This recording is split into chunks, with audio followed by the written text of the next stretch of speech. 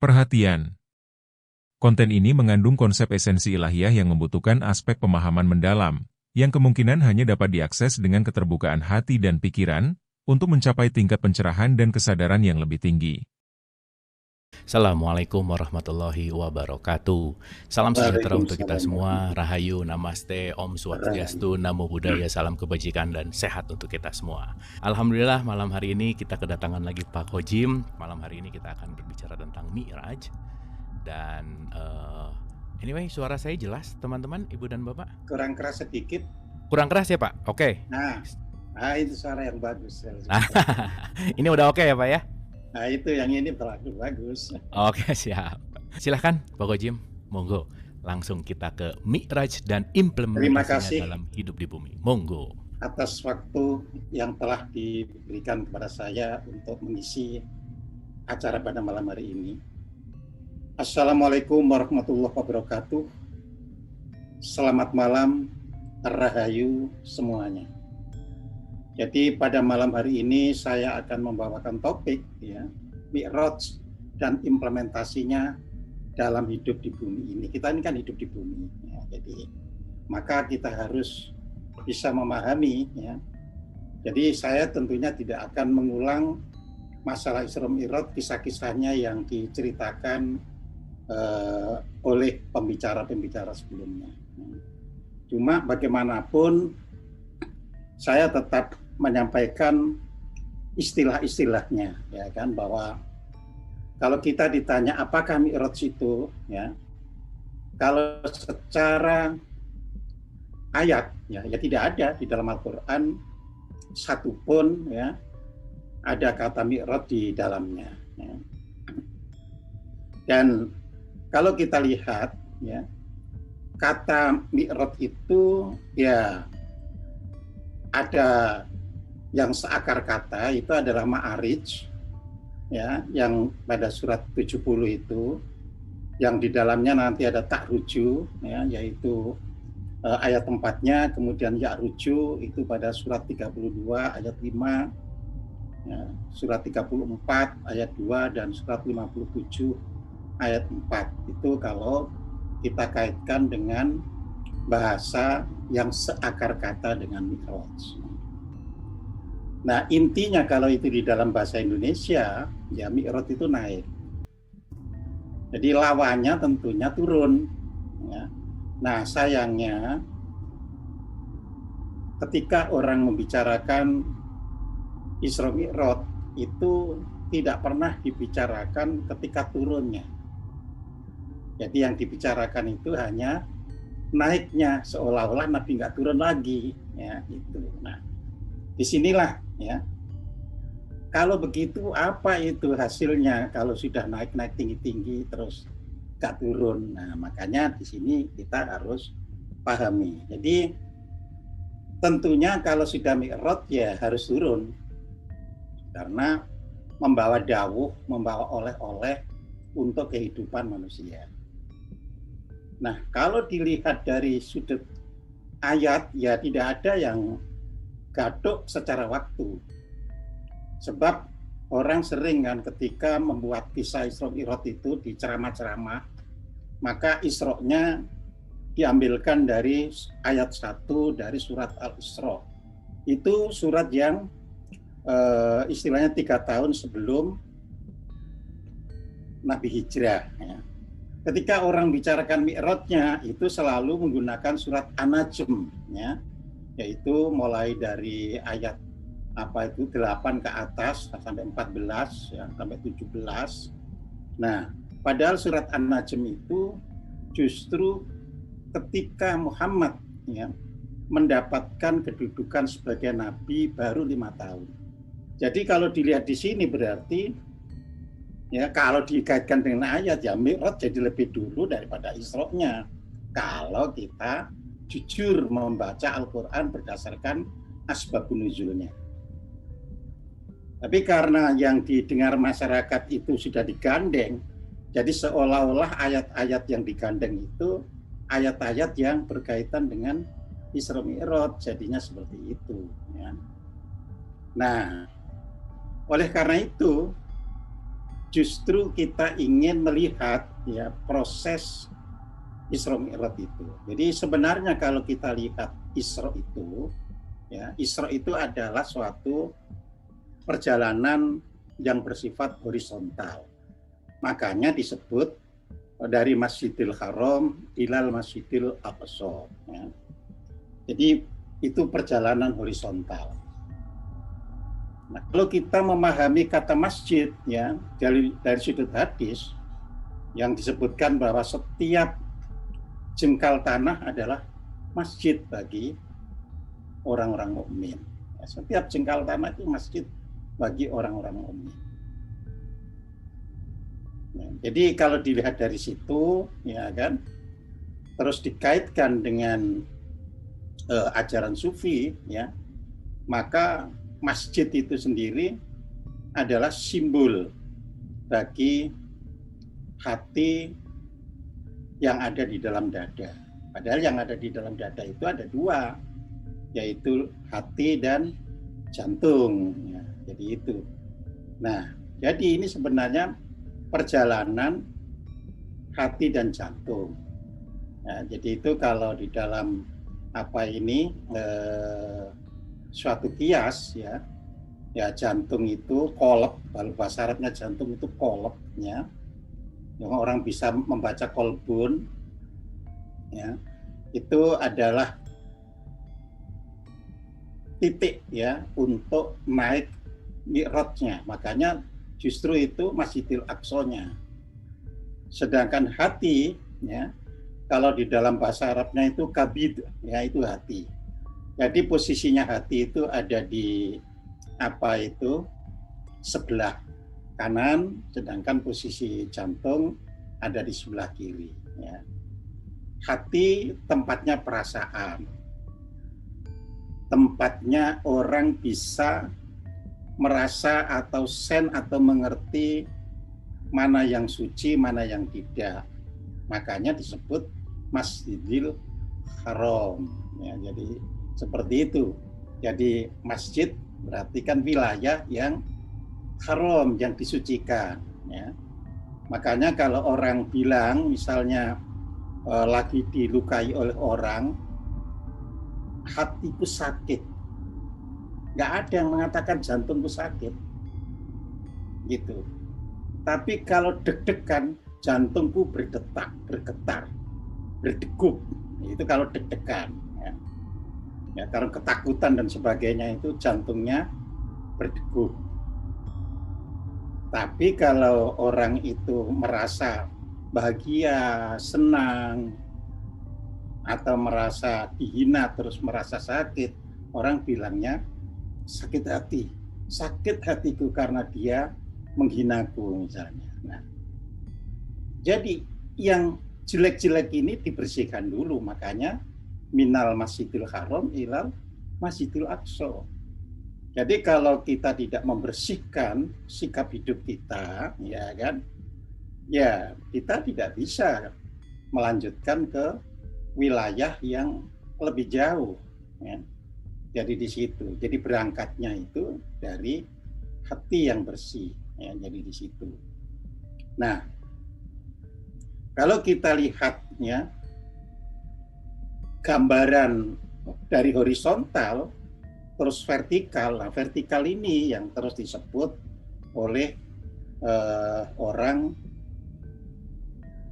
berarti ke langit. Ya, jadi berangkatnya itu ke langit. Ya. Kalau dari sisi tubuh, ya dari jantung hanya sampai ke kepala sebenarnya. Karena kepala itulah segala isi semesta ini ada. Makanya sebenarnya Isra Mi'raj itu adalah perjalanan spiritual di dalam tubuh manusia yang hidup. Ya kalau sudah mati kan nggak bisa. Nah, jadi itu. Jadi yang masih hidup ini berjalan ya secara spiritual di situ. Sebab kalau kita artikan langit itu di tempat sana, ya orang akan bertanya ada di mana. Ya kan, saat ini ya kan, kita posisinya ada di bawah, tapi kota New York ya, Yang saat ini berarti jam 8 pagi. Berarti di sana posisinya ya, matahari sedang ke ufuk, jadi naik ke langit. Jadi itu. Nah, kalau perjalanan itu malam, ya kalau digambarkan perjalanan itu malam berarti perjalanan ke bawah, gitu. Ya. Karena orang hanya menggambarkan, ya naik ke langit itu adalah gambaran matahari, jadi siang hari. Sedangkan kalau malam begini kita ada di bawah. Ya, jadi seperti itu. Ya. Makanya dari sudut, ya kalau kita belajar energi, sekarang ini berarti kalau dibuat klasifikasi energi, sekarang ini energi yin, ya, energi untuk ketenangan. Sedangkan nanti setelah jam 12 malam menuju pagi itu energi yang. Makanya sholat tahajud itu dianjurkan ya setelah bangun tidur mulai sekitar jam 1 atau jam 2 sampai jelang subuh. Karena di situ untuk bisa memperoleh asupan energi yang sebanyak-banyaknya. Jadi seperti itu ya. Nah, kalau kita lihat ya salah satu ayat saja, misalkan surat surat 70 ya, ayat 4 ya, 3, 4, 5 ya. Nah, di situ kan dikatakan bahwa yang datang dari Allah yang punya tempat-tempat naik ya. Jadi artinya ma'arij ya. Malaikat dan roh naik kepada Tuhan dalam sehari yang kadarnya 50.000 tahun. Maka bersabarlah kamu dengan sabar yang baik ya. Kalau di dalam bahasa Arabnya itu sobro jamila ya, sabar yang baik. Nah, jadi untuk naik itu ya, supaya hitungannya itu tidak menjadi kadar 50.000 tahun ya, itu memang memerlukan proses kebersihan.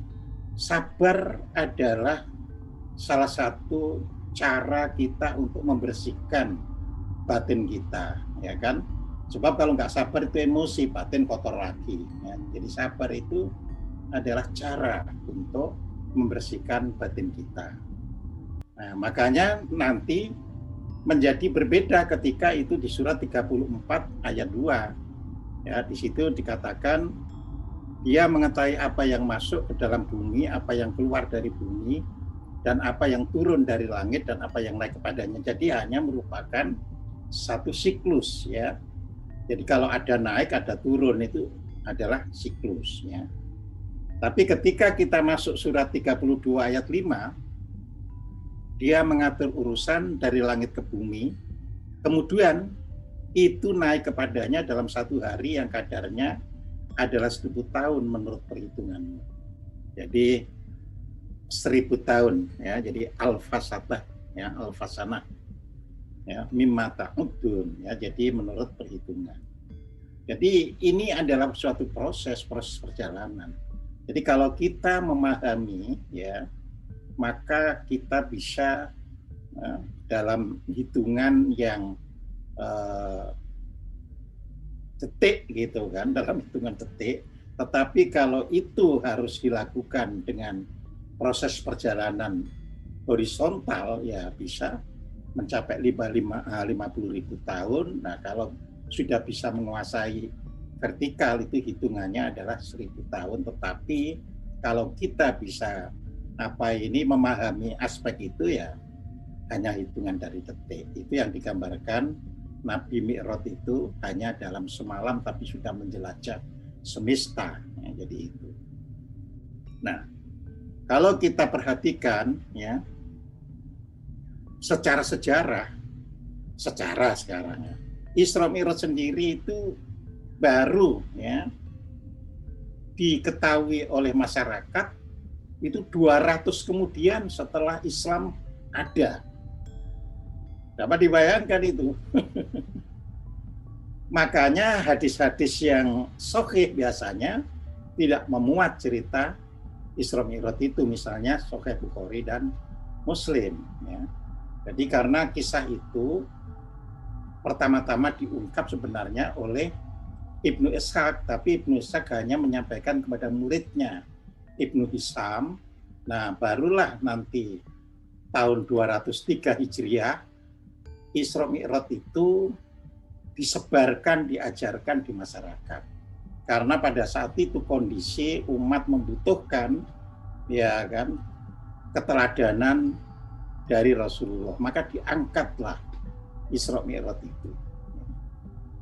Makanya jangan heran kalau itu tidak ada di dalam Al-Quran. Sebagaimana tadi saya katakan, tidak ada ayat satupun, ya, yang langsung merangkai Isra Mi'raj. Orang hanya mengambil ayat tentang Isra itu pada surat Al-Isra, surat 17 ayat 1, dan orang mengambil, ya, surat An-Najm, ya, dari 14, 15, 16, 17, 18, ya, itu justru, ya, Nabi Muhammad dalam tahun kenabiannya baru 5 tahun. Makanya di sini ada split waktu, ya, yang jaraknya itu sekitar 5 tahunan. Tetapi dalam mengembangkan agama memang ulama-ulama kita itu juga penuh kreasi, ya, asalkan suatu narasi atau kisah itu bisa disampaikan untuk membangkitkan umat, ya jadilah, dan itu diterima. Ya, contoh yang paling konkret misalnya Maulid Nabi, ya kan? Maulid Nabi justru dibangkitkan ketika zaman Perang Salib. Artinya setelah sekitar 500 tahunan, ya, setelah Nabi Muhammad, baru ada upaya untuk mengenal sejarah Nabi Muhammad, sehingga lahirlah yang dinamakan Maulid Nabi, ya.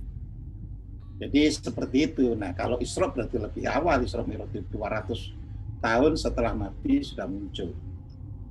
Tetapi kita tidak perlu kan mempermasalahkan mengapa sampai dinarasikan 200 tahun kemudian itu. Nah, yang perlu kita pahami adalah hikmahnya. Hikmah inilah yang sangat penting supaya kita bisa mengamalkan, mempraktikkan dalam kehidupan kita di bumi ini. Jadi ini yang penting, ya. Nah, kalau kita lihat di dalam hadis, ketika ada sahabat bertanya, maka Rasulullah mengatakan as-sholatu mi'rajul mu'minin. Jadi sholat itu adalah mi'raj bagi orang mukmin. Nah, persoalannya bagaimana kita bisa, ya, menjalankan mi'raj itu melalui media yang disebut sholat. Kan ini bahasa dibolak-balik nggak menjadi masalah, kan. Jadi sholat itu mi'raj bagi orang mukmin. Jadi kalau orang mukmin ingin mi'raj, medianya sholat. Sebenarnya sederhana, ya. Nah, jadi jika hadis ini dipahami secara benar, ya, cara memahami itu kan bisa memahami salah dan bisa memahami benar.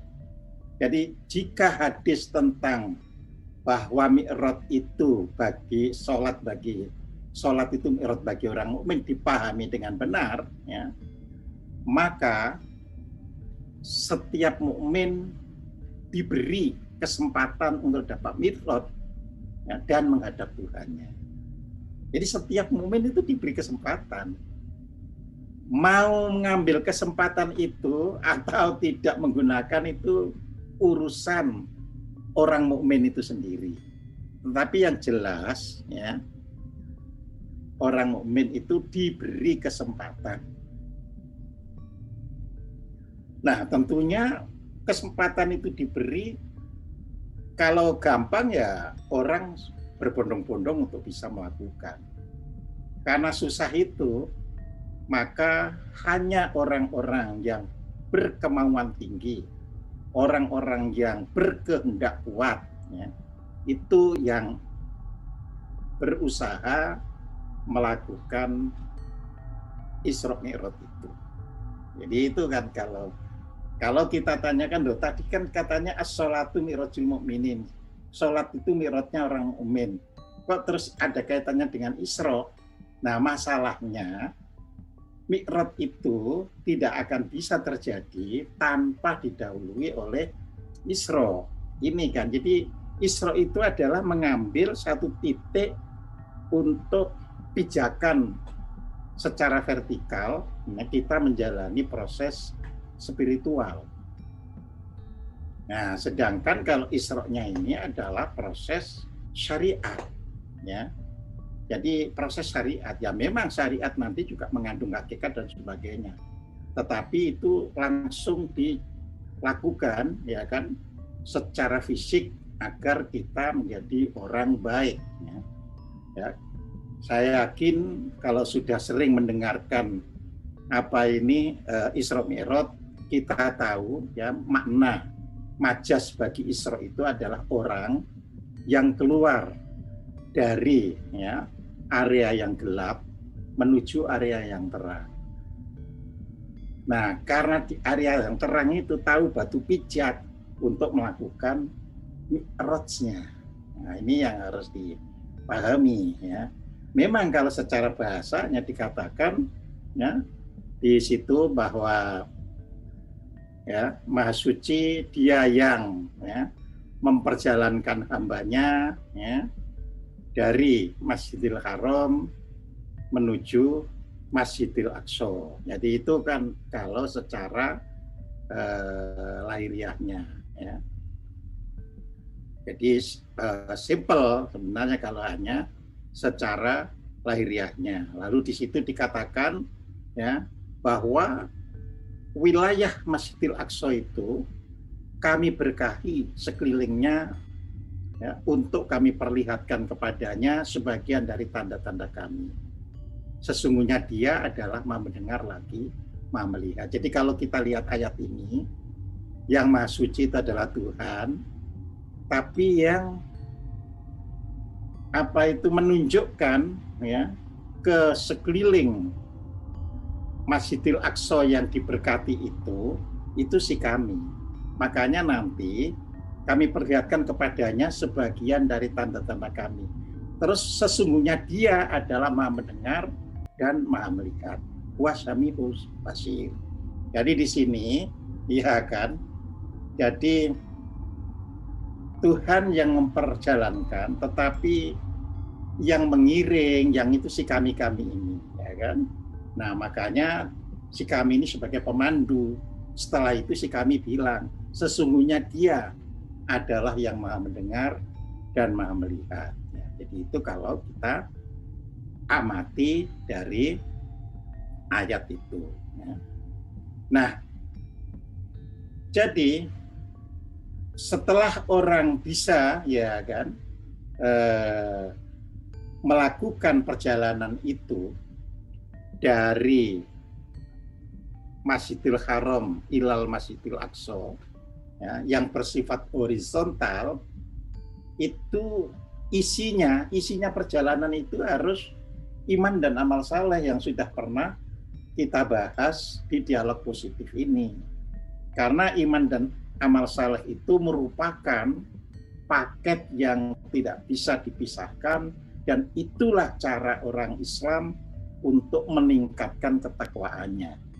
Nah, jadi otomatis itu harus dijalankan dulu, gitu ya. Nah, begitu sudah mi'raj itu wilayah spiritual. Jadi bukan lagi wilayah horizontal, tapi wilayah spiritual. Nah, jadi dengan demikian, di dalam kehidupan kita ini, kalau kita memperhatikan as-sholatu mi'rajul mu'minin sama sholat sebagai kewajiban orang Islam, itu ada dua berarti. Ada sholat ritual, ya, ada sholat spiritual. Jadi kalau sholat apa itu ritual ya tergantung mazhab yang diikuti. Kalau mazhab yang diikuti itu ngajarkan 5 kali, ya orang merasa begitu sudah melakukannya, gugurlah kewajiban itu. Ya, jadi itu. Aku sudah menyelesaikan, gugur kewajiban itu. Ya. Jadi makanya ada orang yang tergopoh-gopoh kan. Weh, ini jam sakmen aku belum sholat. Wah, tergopoh-gopoh. Belum asar entah gitu ya. Tadi isinya apa, nggak tahu. Yang penting dia sudah lakukan. Terus salam ke kanan dan ke kiri. Assalamualaikum warahmatullah, assalamualaikum warahmatullah. Plong, karena ia merasa sudah bebas, sudah gugur ya tanggung jawabnya. Ya, jadi itu. Nah, tapi kalau yang as-sholatu mirajul mu'minin, nah itu sholat spiritual. Jadi ini yang nanti akan kita jelaskan. Jadi saya tidak lagi membahas sholat ritualnya. Karena kalau sholat ritualnya tergantung sepenuhnya pada mazhab yang diikuti. Ya, kebetulan di Indonesia ini mayoritas adalah mazhab Ahlussunnah wal Jamaah, sehingga sholat yang dilakukan secara wajib itu 5 kali. Tapi kalau kita pergi ke Tunisia Selatan atau Maroko Selatan, di sana ada kelompok yang mazhabnya lain, ya, yaitu mazhab Haruriyah, dan itu sholat wajibnya cuma 2 kali. Ya. Ada yang 2 kali juga? Berdebat yang 2 kali, yang 5 kali ya nggak ada yang menang, nggak ada yang kalah. Karena sama-sama ngotot, ya, hadisnya saya terima dari Rasulullah. Ya, makanya hadis itu, ya, nurut A sahih bisa nurut B dhaif.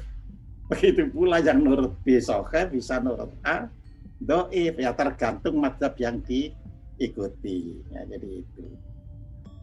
Nah, ada juga yang cuma 3 kali, ya kan? Ada juga mazhab yang cuma 1 hari sekali. Ya. Semuanya itu pemikiran mazhab. Nah, nanti kalau manusia ini sudah campur mazhab dari mana-mana, sudah males nanti debat agama itu, karena sudah macam-macam. Yang penting urusan masing-masing. Jadi nanti bisa begitu. Ya. Nah, jadi sekali lagi sebelum Mi'raj harus Isra dulu, ya. Nah, Isra ini tadi isinya adalah bagaimana dalam hidup sehari-hari kita itu tetap teguh di dalam mengamalkan iman dan amal saleh. Ya. Nah, iman dan amal saleh itu pun kalau kita pelajari lebih jauh, ya banyak cara menempuhnya itu. Ya, ada iman dan amal saleh dalam perkataan, ada iman dan amal saleh dalam perbuatan, ya. Jadi banyak nanti, ya. Tapi yang lalu sudah saya sampaikan, iman adalah pegangan atau landasan kita untuk berbuat amal saleh. Sedangkan amal saleh adalah semua tindakan, ya, semua tindakan yang berdasarkan, ya, aturan-aturan atau hukum-hukum ilahiyah dan kita tidak melanggarnya, itu amal saleh. Nah,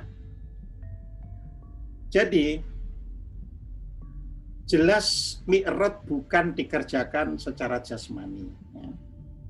Karena Mi'raj adalah buah dari laku. Jadi artinya kalau kita ini perilakunya sehari-hari masih compang-camping, ya, iman dan amal solehnya itu masih sekedar unjuk diri, ya, aku sudah puasa, aku sudah, ya, jadi bukan dari batin, ya, tangeh lamun kata orang Jawa. Jadi sulit untuk bisa kita bermi'raj, ya, karena mi'raj itu buah dari laku. Nah, laku kita sehari-hari ini yang harus kita perbaiki terus-menerus. Ya.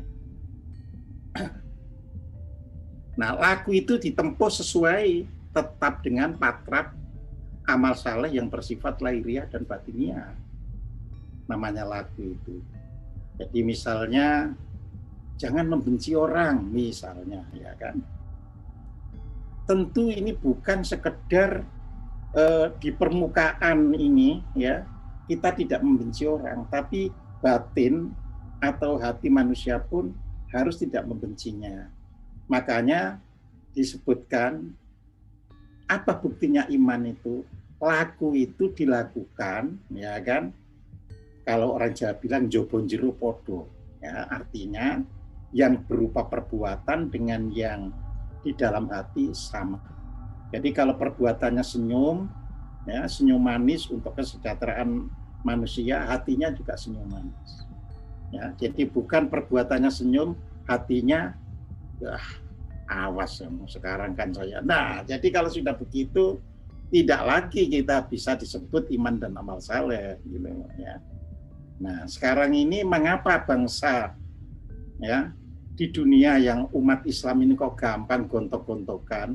Karena belum sampai kesatuan antara perbuatan dan hatinya. Ya belum. Kalau itu sudah nyatu ya udah enggak. Senyum ya senyum. Ya. Jadi nolong ya nolong. Tidak ada lagi istilah luarnya nolong tapi dalamnya mau mentung. Nah, itu tidak ada. Ya, begitu. Jadi ditempuh secara lahiriah dan batiniah. Dilaksanakan dengan benar, lalu ya, nanti akan berbuah. Nah, buahnya disebut laku. Nah, buah laku itu kalau sudah diikuti ya kan dalam kehidupan sehari-hari saja, itu akan menjadi rahmat bagi orang lain. Makanya yang disyaratkan di dalam Islam itu ya, di dalam Al-Quran kan dikatakan bahwa wama arsalnaka ila rahmatan lil alamin. Dan kami tidak mengutus engkau kecuali untuk menjadi rahmat bagi semesta alam. Jadi buah laku itu minimal saja sudah penuh rahmat, welas asih bagi semuanya. Tuh. Kalau begitu kok masih diperlukan mi'raj? Iya. Karena mi'raj itu nanti untuk ngunduh oleh-oleh yang lebih besar agar manusia ya bisa hidup lebih baik daripada sebelumnya. Itulah yang selalu digambarkan kalau orang itu tetap beriman, ya, beramal soleh dan selalu bertakwa, niscaya Allah akan memberikan jannah kepadanya. Jadi itu sebenarnya proses maju. Jadi bukan hal yang terputus gitu loh. Jadi kalau kita sudah biasa menjadi rahmat, bisa welas asih bagi semuanya, tidak ada kedengkian, hidup damai, nah barulah kita bisa mi'raj. Nah jadi kalau saya mengulang lagi apa yang harus ya, dilakukan ya sebelum mi'raj, nah jadi kan istilahnya selama Isra itu, selama dari Masjidil Haram ilal Masjidil Aqsa itu, apa yang harus dilakukan? Ya, satu, amal saleh dan iman itu harus tetap ya, konsisten dilakukan dengan asas ketauhidan. Jadi tidak keluar dari itu. Ya. Yang kedua, ya, kalau toh kita menjalankan ritual, ya, ritual-ritual itu jangan dianggap semata-mata untuk menggugurkan kewajiban.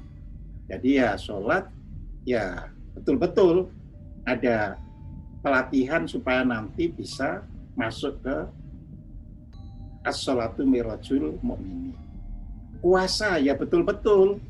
Jadi bukan hanya sekedar ini karena bulan Ramadan, jadi saya harus berpuasa, tapi hatinya belum rela kalau ada orang lain yang tidak puasa di sekitarnya. Lalu ngomel, oh ini waktunya puasa kok dia itu nggak menghargai orang yang berpuasa. Nah, begitu puasa terus orang itu bilang nggak menghargai orang yang berpuasa, secara spiritual itu tidak ada. Nah, bahwa ia telah menggugurkan kewajiban berpuasa, iya. Nah, padahal kita ini untuk menuju mi'raj, ya kan.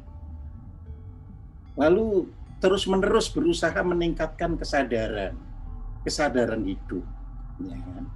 Jadi sadar itu apa sih? Sadar itu adalah selalu mengenali, ya, proses apapun yang terjadi di sekeliling kita, dan kita bisa melukiskan apa yang ada di dalam batin kita itu sadar. Jadi sadar itu bukan sekedar orang pingsan terus bangun sadar atau tidur bangun sadar, tidak. Ketika ia mengenali betul lingkungannya, apa yang terjadi, peristiwa-peristiwa yang terjadi di sekitarnya, itu sadar. Nah, itu ditingkatkan terus. Ya.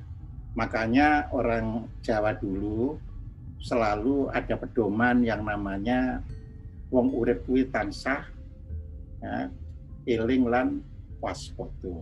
Jadi harus selalu, ya, eling itu selalu sadar, dan kalau sadar akhirnya bisa waspada. Jadi itu. Nah, kalau di dalam serat Sunda kuno ya disebutkan di situ, mulahmu yatna yatna, anak aing, ya kan, mulahmu yatna yatna. Wahai anakku, engkau jangan sekali-kali sampai tidak waspada, tidak awas, ya. Nah, itu ada di Sewaka Dharma, mulahmu yatna yatna, ya. Nah, kemudian dibantu, dilatih, ya kan, dengan zikir dan tafakur, ya. Jadi itu semuanya adalah proses-proses horizontal sebenarnya. Jadi kita tidak boleh klaim dulu itu ke vertikal, ya, tapi proses-proses horizontal. Nah, kemudian, ya, membiasakan berdoa bukan dalam arti kata orang yang lagi mengemis, ya kan, tapi berdoanya orang yang sedang dalam kefakiran. Nah, itu berdoa. Nah, jadi, ya Allah, aku ingin mengerti ilmu yang saya pelajari ini. Bukalah, ya, pintu hatiku, ya kan, cahayailah hatiku misalnya. Nah, itu berdoa sebagai seorang fakir, ya kan. Nah, jadi jangan berdoa, ya Allah, aku kepengen mersian, jadi tolonglah, ya. Nah, ini namanya keduniawian, gitu. Kalau keduniawian itu kerja aja yang rajin, yang itu, ya. Kalau nanti memang nasibnya baik, ya jadi kaya. Kalau nasibnya tidak baik, ya nggak kaya-kaya, nah, gitu. Nah, juga berusaha menjadi orang yang pemaaf, artinya mudahkanlah untuk memberikan maaf kepada orang yang telah melakukan kesalahan kepada diri kita, ya. Jadi jangan dibiasakan ada rasa dendam. Jadi ini adalah cara-cara, ya, dilakukan Isra, dan itu sudah dilakukan oleh Nabi, gitu loh, ya. Sejak Nabi itu, ya, dibenum atau diangkat, ya, oleh Tuhan sebagai Nabi. Jadi sejak Muhammad diangkat sebagai Nabi, tidak pernah Nabi itu melakukan tindakan balasan yang jelek, ya. Nah, ini yang banyak dilupakan orang, ya. Jadi orang kalau belajar Isra Mi'raj itu seolah-olah, ya, ada kisah yang bisa dipintas begitu saja. Nabi itu setiap hari kalau pagi diludahi oleh musuhnya, ya, tapi dia tidak melakukan balasan untuk meludahi orang itu. Malah ketika suatu hari kok tidak ada orang yang biasa meludahi dirinya di pagi hari itu, ya, ini kok nggak ada, ya, kemana, ya kan. Nah, terus barulah sahabat itu memberitahu dia lagi sakit Rasulullah, maka Nabilah orang pertama kali yang menjenguk orang itu. Nah, sikap-sikap ini, bayangkan kan dikatakan sebagai ahli sihir, orang gila, ya, kerasukan dan sebagainya, enggak pernah. Itulah, ya, terus nanti langsung bisa mi'raj, gitu loh jadinya, ya. Nah, jadi kalau kita lihatnya, ada catatan di dalam Serat Centini jilid 5. Ya. Itu dikatakan kalau orang sudah mampu melepaskan kemelekatan duniawinya, pintu hatinya menjadi terbuka. Nah, jadi ini penting ini. Jadi Isra itu sendiri sebenarnya harus bisa menjadikan pintu hati terbuka. Itulah dikisahkan ya, Nabi itu sebelum melakukan Isra itu diambil, dibedah dadanya, dicuci hatinya, dimasukkan lagi. Ya. Nah, itu kan suatu metafora, gitu loh. Itu suatu metafora. Artinya sebelum menjalankan Mi'raj itu harus sudah bersih dulu. Nah, makanya Serat Centini itu memberitahu itu jilid 5 itu. Ya. Nah, salahnya baca Serat Centini selalu yang sek-sekan saja, kan? Padahal isinya macam-macam, ya kan? Ya. Isinya macam-macam, ada martabat 7, ya itu ada semua di Serat Centini, ya kan? Nah, jadi di situ pintu hatinya menjadi terbuka. Lalu oleh Serat Centini disebutkan, kalau pintu hati manusia itu sudah terbuka, maka ia akan bisa mengalami 3 hal, yaitu Mi'raj, Munajat, dan Tubatil. Nah, ini kan, coba ini tak ada di Serat Centini, cuma belum jadi buku yang saya ulas. Yang terakhir tadi apa, Pak? Tubatil? Tubatil. Tubatil tuh apa, Pak? Apanya? Iya, nanti saya terangkan. Oke. Jadi Mi'raj, Munajat, Tubatil. Ya. Jadi kalau hati manusia itu sudah terbuka, nah maka akan bisa mengalami, ya bisa, ya bukan pasti. Ya mengapa? Karena manusia itu ada ikatan-ikatan karma yang harus dilunasi. Ya. Jadi sama dengan orang, ya kan, yang sudah belajar akan bisa lulus, tapi tidak semua orang yang belajar pasti lulus, gitu loh ya. Nah, tapi kita kan nggak boleh berkecil hati, ya. Kita harus, ya, inni indadzoni abdibi, ya. Sesungguhnya aku ini mengikuti persangkaan hamba-hambaku. Ya, jadi artinya kalau kita itu berprasangka buruk kepada Tuhan, ya jadilah kita buruk. Ya kan, kalau kita berprasangka baik, ya jadilah orang baik. Ya, berprasangka baik itu gampang kok. Bangun tidur, alhamdulillah Tuhan, Engkau telah melimpahkan rezeki pada hidupku, ya telah memberikan keselamatan pada hidupku, ya memberikan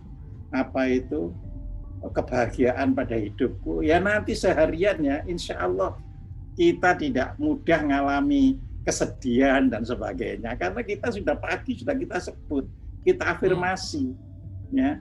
Nah, ini sederhana gitu loh ya. Jadi husnudzon, ya. Nah, jadi Mi'raj itu, nah sekarang baru nyebut Mi'rajnya. Jadi kan Mi'raj, Munajat, Tubatil. Nah, Mi'raj itu digambarkan, jadi digambarkan dengan mendaki 7 langit. Jadi ini agar kita bisa memahami, jadi Mi'raj itu digambarkan dengan mendaki 7 langit. Ya, padahal itu adalah proses di dalam batin manusia itu sendiri. Ya, jadi itu. Nah, yang setiap langit ada urutan sebagai berikut, yaitu dari langit pertama hingga langit ke-7. Ya, langit pertama itu bertemu dengan Nabi Adam, ya tentunya dengan jiwa Nabi Adam, ya. Yang kedua, langit kedua dengan Isa dan Yahya, yang ketiga dengan Nabi Yusuf, yang keempat dengan Nabi Idris, yang kelima dengan Nabi Harun, yang keenam dengan Nabi Musa, yang ketujuh bertemu dengan Nabi Ibrahim. Ya. Kemudian barulah naik ke Baitul Ma'mur, ya dari Baitul Ma'mur ke Sidratul Muntaha. Nah, jadi situ. Nah, Sekarang kita boleh bertanya begini, ya. Loh, mengapa cuma 8 nabi yang ditemui oleh Kanjeng Nabi Muhammad SAW pada malam Mi'raj itu?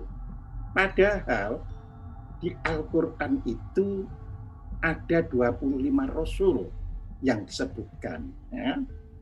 Mengapa Zakaria sebagai ayah dari Nabi Yahya tidak disebut, Nabi Daud dan Sulaiman yang tahtanya itu besar tidak disebut, ya kan? Dan banyak nabi-nabi lagi, ya, Nabi Ilyas, ya, Nuh, ya, tidak disebut, Nabi Soleh, Nabi Lut, Nabi Harun nggak disebut. Kok cuma 8 saja, ya? Nah, itu karena ke-8 Rasul itu bisa menjadi teladan, ya, menjadi uswah bagi kehidupan masyarakat secara umum. Ya, jadi makanya dipilih, ya kan, yang sudah real bisa menjadi teladan. Ya. Nah, kemudian langit sendiri itu merupakan metafora bagi bahasa kesadaran, ya, atau yang bahasa Inggrisnya itu awareness. Jadi bukan consciousness tapi awareness, ya. Ada bedanya, ya. Jadi kalau aware, ya, itu selalu, ya, bisa memahami tentang sesuatu yang diperhatikan. Nah, itu awareness, ya. Makanya orang Inggris misalnya kalau mengingatkan kita agar hati-hati selalu mengatakan beware, ya. Jadi itu karena dari aware, ya. Nah, tapi kalau conscious itu sekedar, ya kan, kita menyadari, ya. Tapi kalau ini bisa memahami apa yang menjadi perhatian kita. Ya, jadi kalau nonton wayang begitu, ya, kalau sekedar tahu cerita baru conscious, ya. Tapi kalau sudah aware, wah, jalan ceritanya, terus masing-masing fungsinya, hikmahnya apa, dia paham, ya. Nah, itu kita bisa memahami dengan baik. Nah, tentunya ketika Mi'raj ini, ya kan, yang jadi dari Masjidil Aqsa ini, ya, naik spiritual ini, pertama adalah memasuki langit 1, ya. Nah, jadi itulah yang disebut memasuki kesadaran Adam. Nah, di sini ada poin gitu loh. Jadi mengapa Adam sebagai atau di dalam Islam itu diterima, diakui sebagai nenek moyang manusia, ya, tapi justru ditempatkan pada langit yang paling rendah, langit pertama. Karena Adam itu poinnya adalah menggambarkan, ya, ketika manusia sudah menyadari dirinya itu bukan binatang, ya. Jadi bukan sekedar basar, tapi sudah menjadi insan. Nah, ini kan, jadi ini perjalanan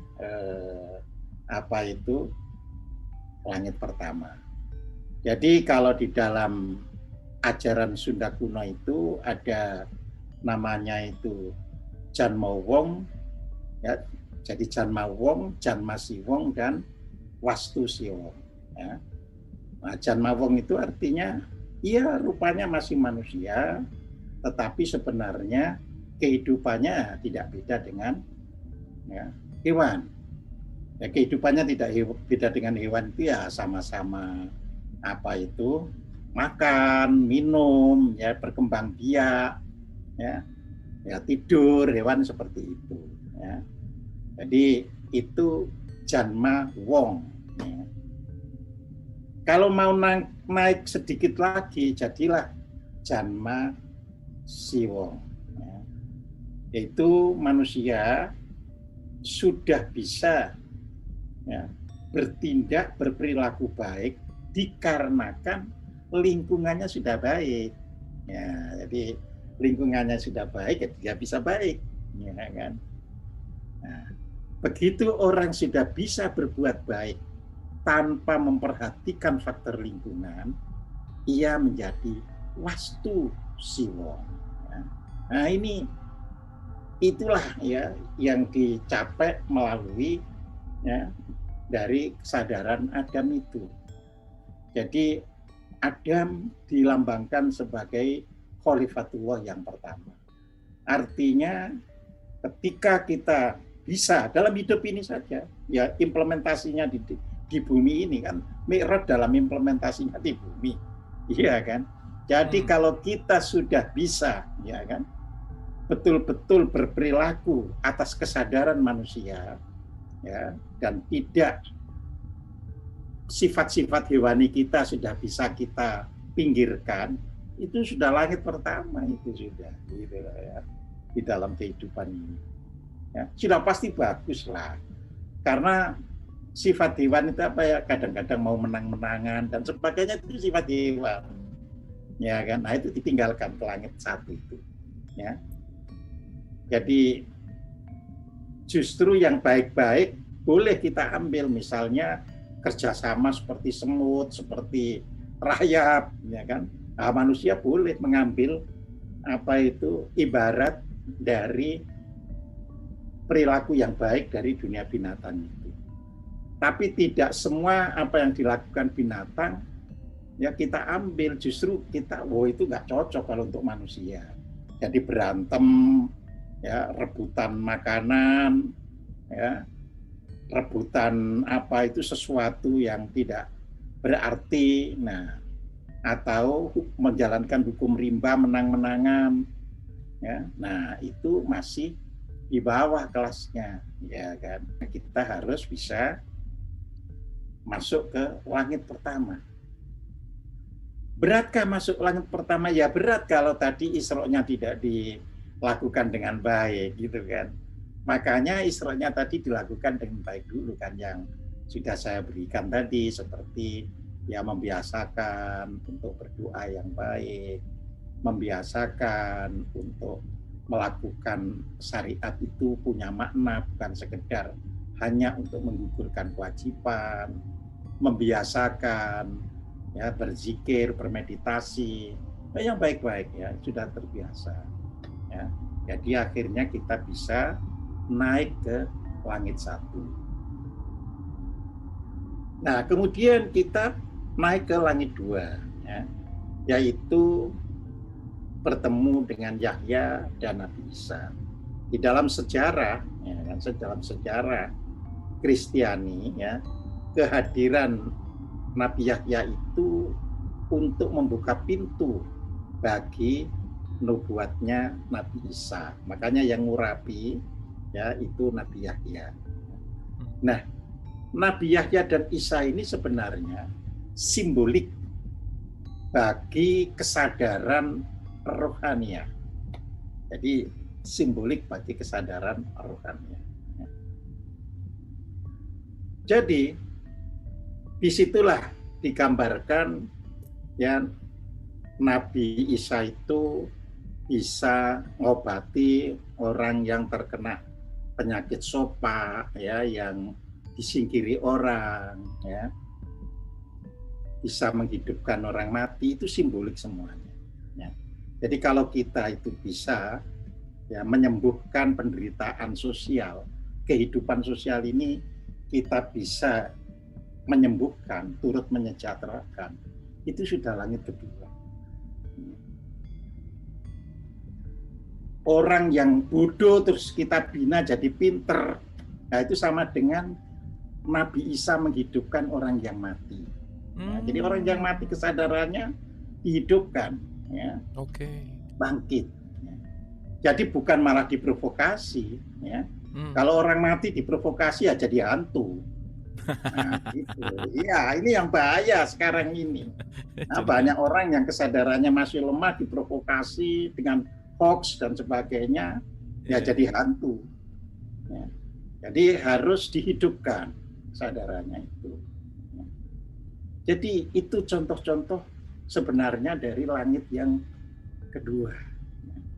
Bagus kan kalau kita bisa memahami begini, ya kan? Iya, betul, Pak. Jadi, oh iya ya, ternyata betul nih, Realistis. sholatu mi'rajul mukminin itu benar, bisa diimplementasikan dalam kehidupan ini.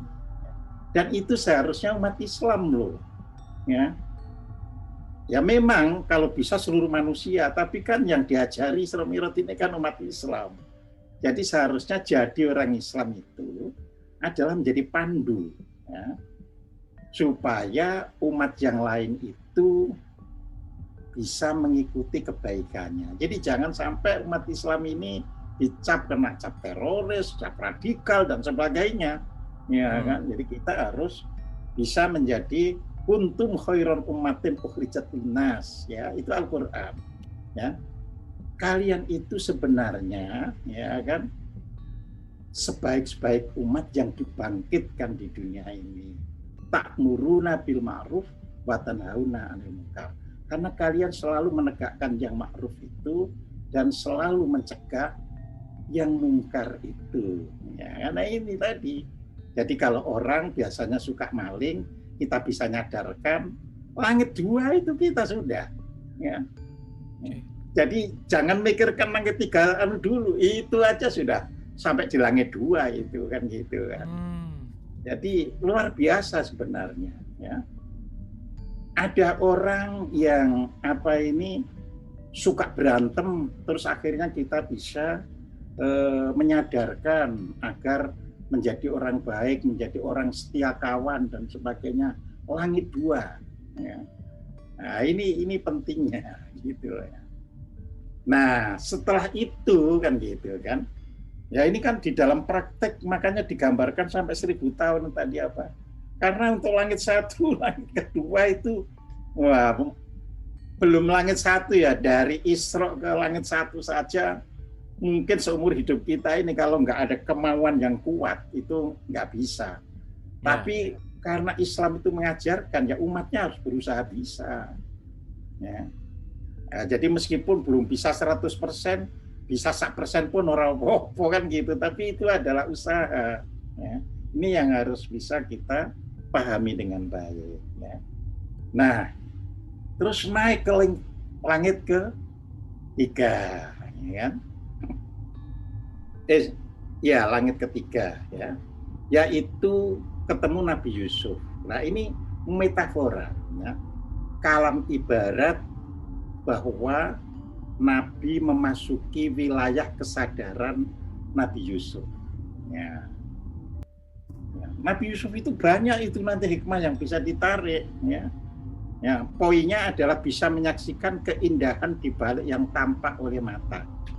Jadi Nabi Yusuf kan digoda orang cantik, tapi dia tidak tergoda karena dia bisa menyaksikan keindahan di balik kecantikannya Zulaikha, jadi nggak tergoda, gitu loh.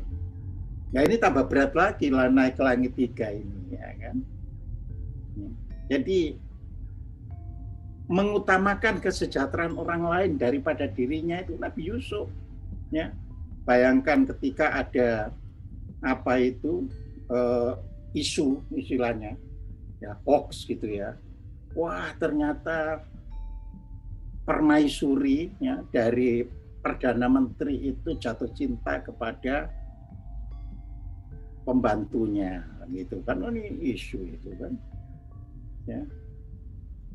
Tetapi ya kan ketika Zulaikha itu menyodorkan ya buah dan isu yang tajam dan akhirnya semua ketika Yusuf lewat itu teriris tangannya, ya kan.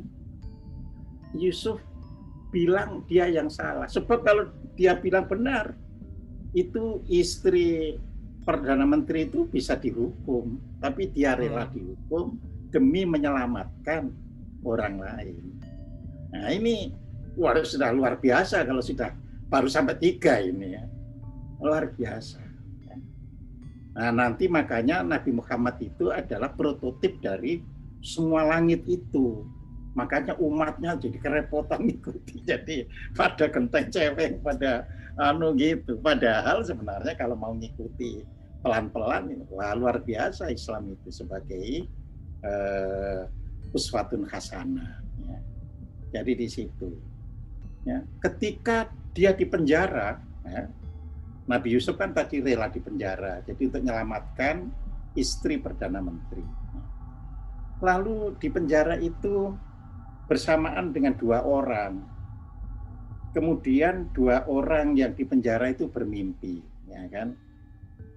Yang satu mimpi diceritakan, lalu dikatakan oleh Nabi Yusuf, oh kamu bakal dikembalikan ke kedudukanmu semula, ya kan? Yang satunya menceritakan mimpinya, Nabi Yusuf bilang, waduh, mohon maaf ya, sedih hati ini. Kamu ternyata nanti dikeluarkan dari penjara ini untuk dipenggal kepalamu, ya kan? Ya, nasib akhirnya kedua orang itu dikeluarkan, yang satu tetap jadi abdi dalam, yang satunya dihukum, ya kan, karena terbukti ia melakukan ya kesalahan yang fatal. Namun demikian Nabi Yusuf itu ya nggak mau bilang ke orang lain, ya dia dalam kesendiriannya lagi ya di dalam penjara.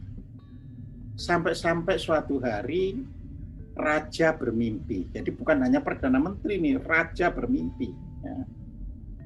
Raja bermimpi bahwa ada 7 ekor sapi gemuk dan dimakan oleh 7 ekor sapi kurus. Raja mengundang tukang ramal. Di Mesir itu sampai hari ini tukang ramal itu bejibun banyak sekali. Ya. Sampai hari ini. Jadi kalau mau belajar ramal-ngeramal itu ke Mesir sana banyak sekali itu tukang ramalnya. Ya. Nah, tapi ternyata tukang ramal itu karena takut nanti salah menebaknya, pada bilang kepada raja itu, ya, Paduka yang mulia itu hanya bunga tidur, jadi jangan dipikiri ya. Jadi seperti itu, karena takut ya memberitahu terus salah kan nanti bisa kena hukum ya. Karena raja diprank kan, ini akan bisa kena hukum nanti yang gitu ya. Nah, tapi akhirnya abdi dalam yang tahu berani menghadap kepada raja. Tuanku, saya tahu orang yang bisa meramal dengan tepat, mengartikan arti mimpi itu. Dia dulu di penjara bersama aku. Oh, kalau begitu panggil katanya. Nah, baru dipanggil kan. Ya. Nah, ini Nabi Yusuf. Jadi dia demi kesejahteraan orang, no problem dirinya dikalahkan. Nah, kalau orang sekarang kan mau aku dikalahkan, mau naik itu kalah kan gitu. Ya, makanya kita tidak memperoleh bibit-bibit unggul karena kita hanya rebutan, gitu kan. Nah, jadi kalau kita bisa memahami dengan baik, ya, langit ketiga ini, ya, itu keteladanan yang bisa diambil juga tinggi, ya kan. Contoh lainnya lagi, Nabi Yusuf itu, ya, dia justru di dalam hidupnya itu tidak mau menerima jabatan ketika ia tidak merasa itu sebagai ahlinya. Nah, jadi itu kan. Jadi ketika bisa menunjukkan mimpi itu dengan benar dan faktanya benar, ya kan, nah, maka raja bilang, kamu akan saya jadikan orang yang paling dekat dengan saya. Jangan, kata Nabi Yusuf, aku nggak bisa kalau di situ. Kepandaianku itu ngatur duit, kata Nabi Yusuf. Jadi masalah bendahara negara, nah itu serahkan kepada saya bisa nangani dengan baik. Nah, jadi tidak seperti sekarang kan, orang diberi jabatan, langsung aja. Kapan lagi aku nanti bisa dapat jabatan ini, kalau nggak sekarang tak terima. Nah, walaupun diterima nggak bisa membuktikan, nggak bisa mengerjakan, ya kan. Nah, itu Nabi Yusuf memberikan contoh. Ini baru langit ketiga, ya. Nah, sekarang masuk langit keempat, ya. langit keempat itu bertemu dengan Nabi Idris. Ya, kita tahu nama-nama nabi di Al-Quran itu tidak sepenuhnya personal name. Jadi tidak sepenuhnya personal name. Nah, jadi misalnya Idris. Ya. Idris itu dari bahasa Arab. Ya. Kalau kita baca Alkitab itu Enoch. Ya. Jadi Idris itu Enoch. Ya. Tapi kalau kita baca Al-Quran itu Idris dari kata darosa. Ya. Darosa, ya, yudarisu, ya, artinya mengajar, ya, darosa itu. Jadi makanya madrasah tempat pengajaran, ya, tempat belajar, jadinya itu. Nah kalau mudaris, ya, orang yang mengajar, guru, jadinya. Nah, jadi Idris inilah yang bisa memahami, ya kan, isyarat-isyarat alam, bahasa-bahasa alam ini untuk bisa disampaikan kepada manusia dengan baik. Nah ini Idris.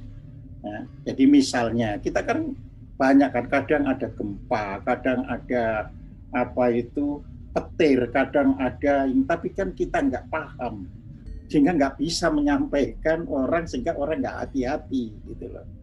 Nah Idris itu mengerti, oh ini kok petirnya bersaut-sautannya begini, manusia kamu harus begini, karena habis ini itu bisa begini, itu Idris. Ya. Ada gejala apa itu gluduk dan sebagainya. Oh ini bakal musim kering ini, kita harus apa ini menggarap tanah ini dengan baik supaya bisa ini. Jadi bahasa alam yang belum tidak dimengerti oleh manusia pada umumnya itu. Nah itu bisa dipahami oleh Idris. Ya. Oleh karena itu nanti suatu hari begitu kan, kalau kita membaca riwayatnya Idris itu, ya. Kalau kita baca kisahnya, Idris kepingin tahu surga dan neraka dengan badan jasmaninya yang hidup ini. Ya, jadi, Tuhan nggak kepingin tahu, ya, gimana apa itu surga itu, gimana apa ini neraka itu. Lalu, malaikat itu antar itu Idris. Idris belum melihat-lihat neraka, surga, ya kan. Terus ketika surga, aku kepingin masuk, ya monggo. Ya begitu sudah masuk, ya kan, tunggu sama malaikat. Aduh Kak Idris, kenapa Anda nggak mau keluar itu? Lah penak di sini aku. Sudah bilang pada Tuhan, aku nggak usah turun lagi ke bumi. Nah, maka Idris disebut orang yang berada di surga dengan jasmaninya. Itu pun sebenarnya metafora bagi kita, gitu loh. Ya. Jadi kalau kita itu bisa memahami, ya, lika-likunya alam ini, maka kita bisa menjadikan sesuatu yang apa ini belum terwujud itu segera bisa terwujud di dalam kehidupan ini. Nah, sekarang ya orang-orang apa ini diikuti kan bagian ilmunya Idris, tapi itu kan diikuti secara parsial. Jadi misalnya gini, dulu ya Thailand itu belajar ilmu pertaniannya itu kepada Indonesia. Jadi Thailand itu belajar ilmu pertaniannya. Setelah belajar, ya kan, terus beli bibit dari Indonesia, ya. Nah, akhirnya dia mempelajari ilmunya Idris. Jadi durian yang di sini 7-8 tahun baru berbuah, oleh orang Thailand 2 tahun sudah berbuah. Ya itu ilmunya Idris, gitu. Ya. Sampai sekarang itu kita lupa nama untuk buah kita. Ada jambu Bangkok, ada paya Bangkok, semuanya ya durian Bangkok. Ya. Nah, padahal kita ini umat Islam, seharusnya ilmunya Idris itu dipetik, ya. kita punya sumber daya alami berupa tumbuhan dan hewan yang bisa ya direkayasa seperti ilmunya Idris tadi gitu loh. Ya, jadi yang lama jadi genja, ya kan? Yang gampang terserang penyakit menjadi tahan atas serangan penyakit. Ya. Tapi ini nggak terasa sudah langit keempat, jadi itu, ya kan? Nah, kemudian naik, ya, Rasulullah naik, yaitu ke langit kelima, ketemu Harun. Ya. Kok nggak dibandingkan sama Musa ini? Padahal secara duniawinya Harun itu, ya kan, di dalam tugasnya itu selalu mengawal Nabi Musa. Kedua-duanya Rasulullah, kedua-duanya Nabiullah. Tetapi karena ada kelemahan Nabi Musa, yaitu sulit untuk berbicara dengan baik, ya. Jadi menurut kisah itu lidahnya itu cedal atau pelat bahasa Jawanya. Ya. Maka ia minta kepada Allah agar Harun itu mendampingi supaya ya menjadi juru bicara. Jadi kalau Musa itu kepengen gini-gini, gampangannya gitu, Run ngomong, pokoknya dia hanya tahu tapi sulit untuk mengutarakan. Ya, maka di dalam Al-Quran itu sampai Nabi Musa sendiri itu berdoa, Rabbis rohli sodri, wa yassirli amri, fahu datam lisani, yafqahu qawli. Itu doa Nabi Musa ya kan kepada Tuhannya. Tapi Tuhan ternyata bukan membuat lidahnya terus jadi tahu. Nah ini kita pelajaran juga gitu loh. Jadi bukan terus, wes sekarang aku kan Tuhan Maha Kuasa. Lidahmu yang susah tadi tak buat bisa ngomong, ya kan? Tidak begitu ternyata. Harun disediakan untuk dampingi. Nah, jadi ini kita harus bisa paham, jadi gitu. Ya. Nah, makanya Harun itu merupakan metafora bagi ya, rasa cinta. Ya. Jadi itu adalah apa yang dilakukannya gitu loh, yang dilakukan oleh Harun itu adalah tumbuh dari rasa cintanya. Jadi makanya Harun disuruh jaga apa ini ketika Musa mau bermunajat, ya, Musa mau bermunajat di Gunung Tursina, ya kan, tinggallah, jagalah, ya kan, umat ini ya di sini. Aku mau bermunajat, ya kan. Cuma sebulan kok 30 hari kan gitu kan. Tapi akhirnya kan digenapi jadi 40 hari. Ya itu ada di Al-A'raf ya kan, ayat 142, ayat 143. Ya. Nah, kemudian setelah ada selang waktu, wah ini kok mestinya sudah datang kok belum datang. Mulai ya di antara umat yang dijaga oleh Harun ini bertingkah pola. Ya tentu saja Harun tidak punya sewibawa seperti Musa, itu beda. Ya. Nah, akhirnya ya sudahlah, daripada nanti terjadi pecah belah, dibiarkan saja dulu. Ketika Musa datang, Musa marah-marah. Ya sampai pegang jenggotnya, sampai Nabi Harun itu begini, saudaraku, janganlah engkau memegang jenggotku, nanti di mata mereka bagaimana, ya kan. Nah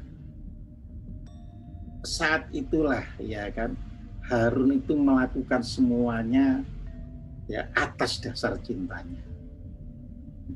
Jadi kita pun ya sekarang ini kalau kita bisa melakukan segala sesuatu ya atas dasar cinta, ya maka itu nggak ada itu tulisan Karen Armstrong The Compassion itu. Ya, karena Karen Armstrong nulis buku compassion itu kan dikarenakan karena melihat manusia itu podo dedel duel, ya kan, sehingga dia membuat buku yang isinya manusia itu harus compassion. Nah, compassion itulah biarun. Jadi sebenarnya umat Islam itu harusnya gitu loh ya, bisa compassion dari awal gitu loh. Ya. Nah, itu langit ke-5, ya kan. Kemudian naik langit ke-6, ya. Nah, langit ke-6 itu juga merupakan metafora bagi kesadaran Nabi Musa, yang intinya adalah kemampuan untuk berdialog dengan Tuhannya. Ya, jadi kalau di dalam bahasa Jawa itu orang-orang yang mempelajari ya, semadi Jawa itu kan diajarkan sampai bisa berdialog dengan higher self-nya, ya. Wawan sabda dengan higher self-nya. Ya. Untuk apa dialog itu? Untuk memahami apa saja yang ada di sekitar kita, ya, agar kehidupan ini menjadi semakin baik, semakin sejahtera, ya, semakin terbebas dari pagebluk dan sebagainya, ya kan, karena kita bisa dialog, ya, jadi kita tahu maksud, ya kan. Nah, Indonesia ini sebenarnya ya, karena masih banyak orang yang bisa berdialog dengan Tuhannya. Jadi meskipun kondisi di Indonesia ini dalam penanganan COVID itu, ya, mungkin paling buruk di dunia, tetapi kematian dan orang yang terkonfirmasi ya itu sedikit sekali dibandingkan dengan jumlah penduduknya. Ya. Jadi Indonesia ini karena masih banyak orang-orang yang diam-diam. Nah, sebenarnya mereka juga prihatin, waduh anak putu kok begini ya. Tapi ya karena demi menjaga agar bumi Nusantara ini nanti bisa hadir untuk menerangi dunia, ya sabar ya, jadi itu ya dialog, ya kan. Jadi jangan terus dialog itu kan Nabi Musa, tidak. Jadi kita pun diajari bermi'raj itu agar ada yang bisa sampai langit ke-6. Jadi tadi sudah saya katakan kan, kalau belum bisa misalnya seumur hidup kita ini sampai langit yang tinggi-tinggi, langit 1 aja sudah jadi baik, ya kan. Nah itu nanti kalau percaya apa yang dimaksud dengan kelahiran atau tumimbal lahir, kelahiran kembali, baru kemarin baru langit 1 ini, sekarang ini belajar untuk langit kedua, ya. Dan seterusnya, ya. Nah kemudian masuk langit ke-7, yaitu langit yang terakhir, ya. Karena kalau sudah di atas langit itu tidak lagi namanya langit, ya, tetapi itu wilayah Sidratul Muntaha, ya. Nah ini memasuki kesadaran Ibrahim. Nah ketika orang sudah gitu ya masuk ke kesadaran Ibrahim, maka hatinya sudah bersih, sudah nol dari segala noda. Nah, jadi itu. Jadi kesadaran makanya tidak gampang, ya. Orang itu kalau di dalam bahasa sekarang, ya, hati yang betul-betul bersih itu namanya ikhlas, ya kan. Kalau di dalam apa itu Al-Qur'an itu mukhlas, ya. Jadi iblis, ya kan, itu karena merasa dikutuk, ya kan, lalu dia minta kepada Tuhan, ya Tuhan berikan aku kesempatan sampai hari berbangkit, ya kan, aku akan sesatkan manusia semuanya, dari depan, dari belakang, dari kanan, dari kiri, ya, kecuali hambamu yang mukhlas, ya. Jadi artinya iblis sendiri itu bilang, ya, terhadap orang yang sudah mukhlas nggak bisa goda. Maka Tuhan bilang menjawab iblis, ya jalan yang mukhlas itulah yang tetap aku jaga, itu urusanku. Nah, jadi di situ ya. Jadi masuk ke langit 7 ini jadi orang yang ikhlas. Ya. Nah, namanya sudah ikhlas beda. Ya. Kalau kita ini sudah ikhlas, ya saya mungkin belum ikhlas. Wong apa itu ada pamrih titik ya kan. Kalau sudah betul-betul ikhlas mukhlas nggak pakai bilang, nggak pakai apa ya kan, dia akan terus ya berjalan sesuai dengan perintah Tuhan tanpa tengok-tengok. Ya sudah tidak ada lagi pamrih untuk ini, untuk anak, untuk putuan, sudah tidak ada. Semuanya yakin Tuhan yang akan menjamin. Ya. Tapi itu kan sudah tingkatan terakhir, tingkat 7, ya kan. Nah itu proses gitu. Nah jadi disinilah ya kan, ya, hati Ibrahim itu disebut sebagai qalbus salim ya. Jadi hatinya itu sudah damai, ya. Hatinya itu sudah bersih, sudah selamat, sudah tidak mengandung keraguan-keraguan lagi. Jadi kalau kita ya di dalam hidup selama 24 jam ini, kalau terbetik satu saat ada ragu-ragu, nah karena masih belum betul-betul qalbus salim. Jadi kalau sudah betul-betul qalbus salim ya sudah, nggak akan ada setitik keraguan-raguan itu. Nah baru kan masuk ke Baitul Makmur. Ya. Jadi masuk ke Baitul Makmur. Ya. Nah Baitul Makmur inilah ya, bait itu rumah, makmur itu ramai. Karena apa? Di sana isinya adalah kahyangan bagi para malaikat. Ya. Nah barulah Nabi ke Sidratul Muntaha, di mana malaikat sudah nggak bisa lagi ke Sidratul Muntaha itu. Ya. Nah nanti kalau kita belajar kitab-kitab Buddha juga ketemu begitu. Suatu hari Siddhartha itu ya di dalam meditasinya itu mencapai tempat, setiap tempat naik itu ketemu penjaga. Sampai akhirnya ketemulah penjaga, yang penjaga itu bilang, kalau engkau naik lagi, aku sudah tidak mampu untuk mengantarmu. Tapi kamu akan bisa karena kekuatanmu, karena kehendakmu. Maka Siddhartha itu terus naik. Nah itulah yang disebut nirwana.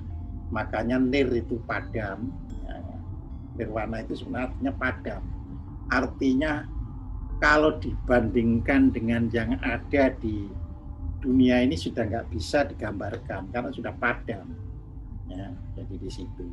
Nah di sini kita bisa memahami ya, Nabi pun masuk ke Sidratul Muntaha, batas tertinggi ya, tempat pemberhentian spirit manusia di dalam mengarungi semesta ya, jadi itu.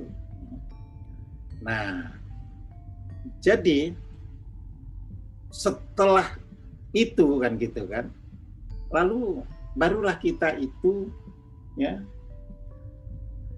setelah memahami ini kita renungkan untuk implementasinya di dalam dunia ini.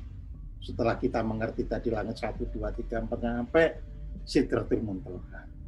Ya tadi kan dikatakan kan bahwa as-sholatu mi'rajul mu'minin. Nah, jadi sholat untuk bisa mi'raj itu, nah ini kan perlu saya jelaskan kan, yaitu ketika kita bisa memanunggalkan, kita bisa menyatukan syariat dan makrifat. Jadi tidak lagi, oh ini syariatnya gini, ini sudah satu. Ya. Jadi dari syariat, thariqat, hakikat, makrifat itu 4 itu digulung menjadi satu. Ya. Nah itu dilakukan ketika mengucapkan takbiratul ihram. Allahu Akbar. Ya. Nah, maka disitulah yang disebut betul-betul kita mengagungkan yang maha besar. Allahu Akbar. Maka kalau kita berhasil, gitu loh ya. Jadi ini kan memberitahu kalau kita berhasil, begitu selepas kalimat Allahu Akbar, hilang semua pikiran, hilang semua hajat panca indera lahiriah dan batiniah. Jadi sudah tidak ada lagi kemerepet ini itu, botean kunci apa saja sudah tidak ada. Ya.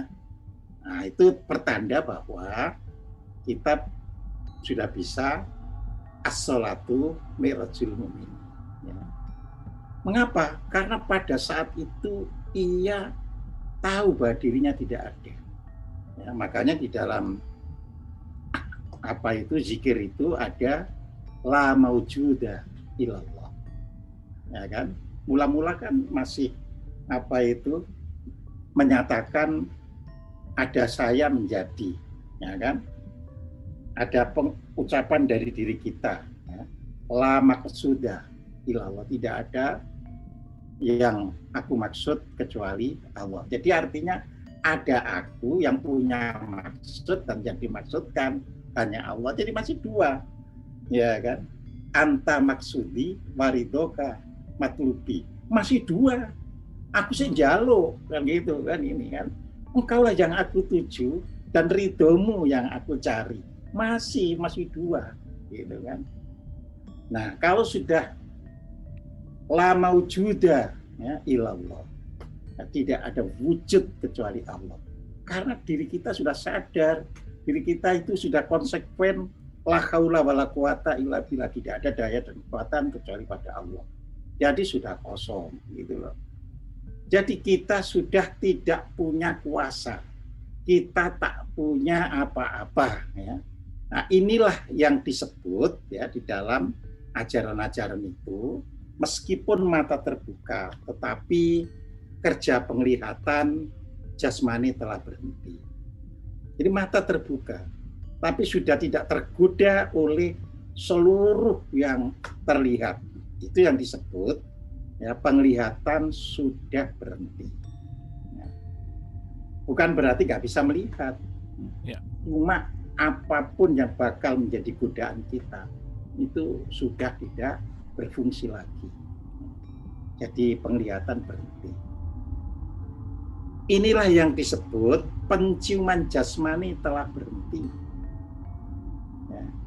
Jadi artinya sudah tidak tergoda oleh berbagai macam ya apa yang dicium. Jadi artinya hidung ya berfungsi untuk bernapas, keluar masuknya napas, ya. Tetapi tidak terpengaruh oleh apapun yang bisa menggoda dirinya. Tidak berarti dia kena COVID karena kehilangan rasa, tidak. Ya.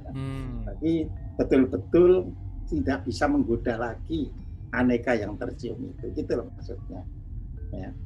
Kita ini kan masih tergoda, buktinya misalnya ya ada bau wangi, waduh aku kepingin ini, wangi sekali. Ya. Terus ada bau kotoran, kotoran siapa ini? Wah kita merasa kecewa, merasa ini siapa ini kotorannya. Jadi masih tergoda, masih emosi bangkit. Ya. Jadi inilah pula yang disebut ya kan kerja mulut sudah berhenti. Artinya kita makan ya seperlunya untuk kehidupan kita. Dan kita tidak tergoda oleh aneka macam makanan. Ya bahwa kita disuguhi orang dengan baik-baik, kita makan dengan baik-baik, oke, no problem. Tetapi banyak kan orang yang, waduh aku lagi kangen ini, kalau nggak makan dipuber kan. Waduh itu loh, warungnya ini enak ini. Wah didatangi kan. Ya, pas sampai di sana, waduh tutup ininya. Gitu kan. Jadi itu tidak tergoda lagi. Sehingga kerja indera batin pun berhenti. Ya, kerja indera batin itu tadi yang nyelonong ke sana ke sini, ya kan. Pikiran misalnya berjalan yang tidak karu-karuan dan sebagainya. Kadang-kadang ingat orang yang pernah menyakiti kita terus hati mangkel dan sebagainya itu berhenti semuanya sudah. Gitu. Jadi nggak akan timbul. Ya. Nah, jadi digambarkan ya bahwa pada saat kita betul-betul mi'rajul mukminin itu ya, jadi as-sholatu mi'rajul mukminin itu digambarkan seperti rumah yang pintunya terbuka lebar dan daun pintu itu menempel di dinding sehingga semua cahaya masuk. Ya kan daun pintu itu sering masih ada ini nempel kan gitu kan. Nah, seperti itu. Ya. Sehingga semua cahaya masuk. Ya. Nah, jadi ketika mi'raj terjadi, ya, jadi kan gitu kan. Ia yang mengalaminya itu pun tidak mampu mengungkapkan kejadian itu kepada orang lain. Kan orang lain itu nanti mi'rajnya juga akan ditemukan yang lain.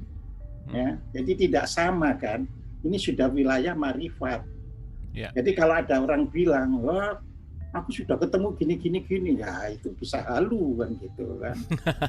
Iya. Okay. Ia tidak akan mampu mengungkapkan kejadiannya itu kepada orang lain yang belum pernah mencapai mi'raj itu sendiri. Ya. Bahkan setelah mi'raj ia hanya bisa diam seperti sebelum mi'raj. Jadi dia diam aja gitu kan. Cuma dia nanti bisa ngambil hikmah dari apa yang dia saksikan itu. Ya. Jadi hikmahnya yang diterapkan. Jadi bukan ceritanya bisa begini begitu. Ya. Nah itulah yang di dalam Al-Quran surat An-Najm dikatakan ya pada surat 53 ayat 17 hingga 18 ya. Majaqul ya basoru wa matogo ya kan. Ya, laqad ra'a min ayati rabbihil kubro. Ya, jadi penglihatannya tidak berpaling dari yang dilihatnya itu dan tidak pula melampauinya. Sesungguhnya dia telah melihat sebagian tanda bukti yang paling besar dari Tuhannya. Nah, jadi barulah setelah mi'raj itu pintu untuk munajat terbuka. Nah ini kan. Jadi pintu untuk munajat mulai terbuka. Ya. Nah, apa itu munajat? Munajat itu adalah memohon pertolongan, ya, keselamatan, keamanan, dan petunjuk kepada Allah. Jadi yang dimohon itu cuma pertolongan, keselamatan, keamanan, petunjuk, ya, petunjuk untuk hidup. Ya. Jadi bukan munajat itu berdoa untuk hal-hal yang bersifat duniawi. Ya. Karena kalau pertolongan itu kan ya seperti minta tolong agar dijauhkan dari segala gangguan, dijauhkan dari segala ya, hal-hal yang hina dan sebagainya. Ya, jadi itu. Jadi bukan minta tolong agar bisa punya rumah besar, bukan. Jadi ini hanya berkaitan dengan munajat ya. Jadi orang yang sudah mi'raj jika berdoa akan dikabulkan oleh Tuhannya. Jadi kalau sudah mi'raj ya menurut penjelasannya itu, maka apa yang dimunajatkan itu akan dikabulkan oleh Tuhannya. Nah, itu tadi isi doanya adalah permohonan kepada Tuhan agar dirinya diberi pertolongan, keselamatan, keamanan dan petunjuk, hidayah kan gitu kan. Nah, tapi sekarang itu orang belum mi'raj sudah dapat ngorosok dapat hidayah gitu kan. Akhirnya menyesatkan orang lain yang dianggap belum terima hidayah. Nah, itu masalahnya gitu. Aku sudah terima hidayah loh. Ini urutannya begitu, ya kan. Jadi itu. Nah, buah mi'raj dan munajat adalah menjadi orang yang hidup bijaksana. Jadi semakin arif hidupnya itu. Ya. Ketika kualitas lakunya semakin luhur, nah, kan gitu kan. Jadi bukan hanya tetap seperti kemarin. Jadi saya habis mi'raj dan munajat tadi kan, munajatnya itu mohon hidayah, ya kan.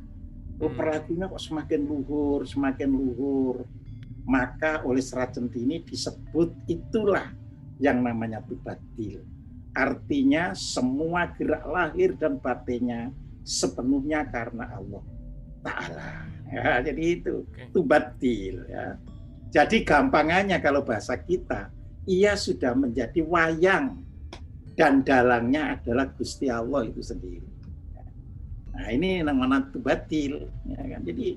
Jadi kita apapun sudah digerakkan oleh dia, ya. Gitu. Karena sudah tubatil. Nah, kalau sudah tubatil makanya ada orang itu nggak kelihatan berdoa, tapi kok kalau doanya tadi sudah dilampaui, gitu loh. Ya, semua itu harus ada proses dilampaui. Ya. Nah itulah yang di dalam Al-Quran pada surat 4, surat An-Nisa ayat 79 ya, disebutkan gitu loh. Jadi ayat ini kan juga sering dipakai orang sekedar menggugurkan itu tadi menggugurkan omongan kan gitu kan ya. Jadi ma asobaka min hasanah ya, faminallah kan gitu kan. Jadi apapun kebaikan yang kamu peroleh adalah dari Allah ya. Jadi itu kalau ya, artinya perorangan. Jadi di situ bukan ma asobakum gitu loh. Ma asobaka ya. Jadi apapun kebaikan yang engkau peroleh itu dari Allah. Ya. Nah, tapi kalau ada salah, ya lagi wama asobaka min sayyi'ah, ya, famin nafsika. Ya. Jadi kalau ada keburukan yang menimpa engkau, ya itu kan dari engkau. Nah, jadi di situ, ya. Nah, maka disinilah dikatakan ya kan wa arsalnaka linnas rasulah. Jadi di situ itu artinya ya kami sudah mengutusmu. Jadi sudah mengutus engkau diri kita ini untuk bisa menjaga segenap tubuh kita. Nah, digambarkan sebagai ya menjadi rasul untuk segenap manusia. Jadi nas itu punya makna semua organ kehidupan, sel-sel ini di dalam tubuh kita. Kalau itu sudah kita yang rasuli, ya kan, makanya ditutup dengan wakafa billahi syahida. Cukuplah Allah menjadi saksi, ya kan. Nah inilah ya apa yang disebut mi'raj dan implementasinya di bumi. Semoga pelan-pelan bisa amalkan pelan-pelan. Kan? Luar biasa ini Pak Kojim, ini luar biasa dalam banget Pak. Alhamdulillah ini dari mulai langit 1, langit 2 ini jadi lebih dapat maknanya, jadi lebih realistis, jadi lebih bukan dongeng gitu Pak Kojim. Jadi oh ternyata gini dan seterusnya. Terima kasih Pak Kojim, luar biasa sekali kajian malam hari ini yang ternyata Isra Mi'raj itu wah gimana ya? Ya itu tuh susah ceritanya Pak, ini udah susah ceritanya nih sekarang. Dalam banget gitu. Asik bener. Tuh kata teman-teman juga luar biasa asik. Oke teman-teman, Ibu dan Bapak, waktu kita sudah hampir 21.30. Mungkin ada 2 pertanyaan dan pertanyaannya udah ada. Jadi kita langsung bahas pertanyaan aja yang udah ada di chat ya. Supaya bisa efektif dan efisien. Yang pertama dari Syekh Alkaf. Pertanyaannya gini Pak Kojim. Sesuai dengan keterangan Al-Quran dan kesepakatan kaum muslimin bahwa Nabi SAW adalah Nabi terbaik, maka tentu makom spiritualnya lebih tinggi daripada para Nabi yang lain. Lalu apa maknanya bila Nabi harus belajar dan mendapatkan nasihat dari Nabi-Nabi yang notabene makomnya lebih rendah dari beliau? Ini berkaitan mungkin dari perjalanan dari langit 1 sampai 7 gitu. Silakan Pak Kojim. Iya, ya itu tadi. Itu kan Nabi itu kan tadi sudah saya sampaikan sampai langit ke-7, artinya semua Nabi dilalui oleh dia, ya kan? Nah perjalanan yang dilalui Nabi itu kan tidak diajarkan oleh Nabi kepada umatnya, supaya tahu kan gitu kan, aku ketemu Adam itu supaya kamu umatku itu bisa begini kan gitu. Jadi bukan kok dia tidak perlu ya. Justru setiap langit dilewati kan gitu kan, supaya bisa menjadikan pelajaran bagi umatnya. Nah, Nabinya sendiri kan sudah melewati langit 7 tadi, sudah Baitul Ma'mur dan Sidratul Muntaha kan gitu. Ya. Nah coba misalnya nggak pakai itu digambarkan langit 1 sampai itu, sulit kita itu mengajarkan agama Islam di dalam praktek akhlak ya untuk bisa menapaki spiritual itu nggak gampang loh. Jadi itu. Oke. Karena orang itu paling mudah kan terikat dengan syariat, karena syariat itu ya terkait dengan transaksi sosial. Jadi makanya gampang kan gitu kan. Iya. Jadi kalau sudah makrifat, sudah ya pakai mi'raj, ini kan sudah betul-betul menjadi spiritual individual.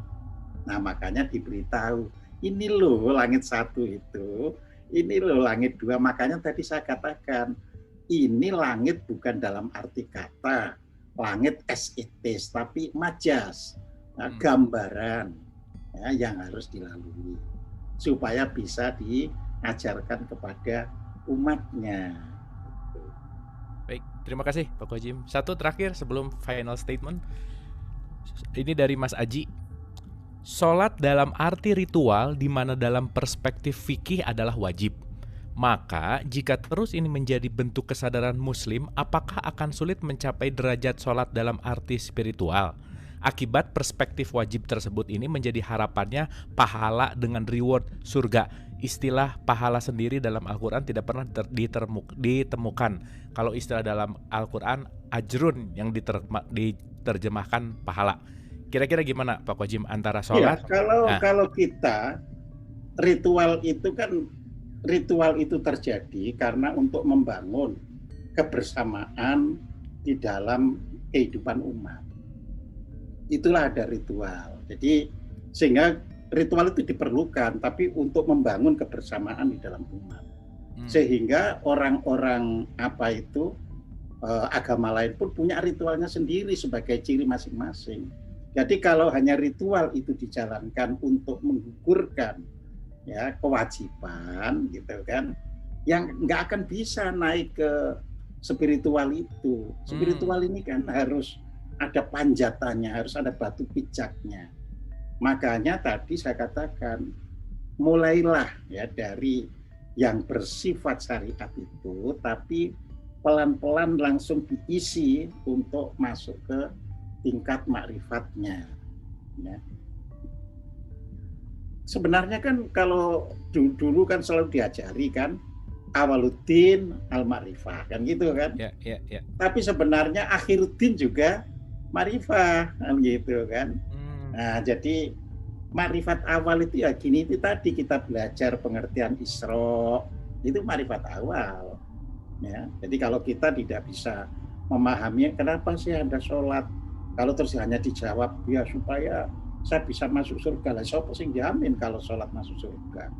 Nggak ada nanti satu ayat pun di Al-Quran barang siapa yang sholat masuk surga, itu nggak ada. Malah yang ada itu siapa yang sholatnya keliru masuk neraka, itu fawailul lil musallin, itu jelas gitu loh.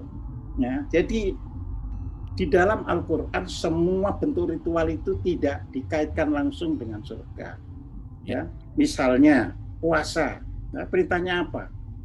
Ya kan, kutiba alaikumusiyam kama kutiba alal ladzina min qablikum la'allakum tattaqun, jadi supaya kamu menjadi orang bertakwa, ya kan? Haji supaya apa? Supaya engkau ketika pulang engkau bisa berzikir menyebut Allah seperti engkau menyebut nenek moyangmu. Jadi artinya itu ingat kepada Tuhannya itu menjadi lebih tinggi daripada sebelum haji, kan gitu kan. Jadi semua harus ada ininya. Iya. Ya, jadi kita mulai belajar gitu. Jadi selama kita ritual hanya untuk menggugurkan kewajiban ya nggak bisa. Tapi kalau kita, otomatis ya kan, kalau saya sudah tunaikan itu kewajiban selesai. Tapi apa yang harus saya lakukan berikutnya? Nah ini kan, makanya kalau di dalam surat 29, surat Al-Ankabut ya, ayat 45, di situ kan dikatakan aqimus shalah inna sholata tanha 'anil fahsya wal munkar wala dzikrullahi akbar. Nah, ini salahnya tidak dipahami secara real. Ya, tegakkan sholat itu. Ya kan? Terus hanya dijawab karena sholat itu mencegah perbuatan keji dan munkar. Lawang sholat terus nyolong itu banyak ya. Ya kan? Iya. Jadi ditegakkan sholat itu di situ sebenarnya, ya kan, aqimus sholat inna sholata tanha 'anil munkar itu. Kalau sholatmu itu benar gitu loh. Itu sebenarnya itu begitu artinya aqimus sholat itu. Kalau sholatmu itu benar, itu bisa mencegah perbuatan keji dan mungkar. Nah kalau hanya sekedar menggugurkan, ya nggak bisa. Makanya kalau ditanya coba koruptor-koruptor kita itu, wah itu orang yang haji, yang sholat, yang puasa dan sebagainya, ya jadinya. Nah jadi itu aqimus sholat, tapi kan terus ditutup setelah tanha 'anil fahsya'i wal munkar. Wala dzikrullahi akbar. Nah jadi bisa menjadi ingat ya, kepada Allah itulah gitu kan yang lebih besar dari semuanya. Nah itu tadi kan kalau sudah Allahu Akbar tadi kan gitu ya kan, maka sebenarnya lenyaplah keegoan kita sebenarnya kan gitu ya. Makanya tadi saya terangkan gimana mi'rajul mukminin itu ya, ketika kita sudah Allahu Akbar kita sudah menyadari tidak ada lagi ya kita ini, yang ada adalah kehadiran Allah itu sendiri. Kita nggak ada apa-apanya. Jadi kita nggak bisa sombong, nggak ada apa-apanya. Okay. Kita nggak punya kuasa. Ya, jadi di situ. Nah, ini memang pelajaran. Nah ini memang di sini ya saya nggak bisa ngajar banyak-banyak. Ini Isra Mi'raj itu 4 kali pertemuan itu kalau belajar tatap muka.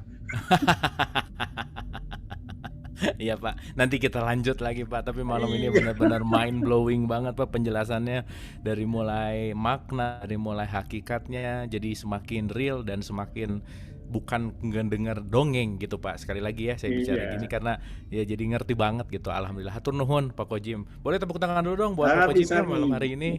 Luar biasa sekali. Terima kasih banyak. So seperti biasa Pak Kojim di akhir waktu, final statement untuk episode 2. Nah ya, jadi prinsipnya apa yang saya sampaikan tadi, ya mulailah kita punya iktikad, punya kemauan untuk ya pelan-pelan sedikit-sedikit bisa menjalankan ya. Kita kan nggak mungkin jadi manusia itu langsung, wah aku langsung bisa kok enggak ya. Kalau belum bisa ke langit 1, Isra-nya dibenahi dulu. Itu aja dulu ya kan. Iya, kalau sudah Isra tadi yang saya jelaskan tadi kan amal solehnya ini itu, udah kan makin baik. Ya, baru yang kan itu.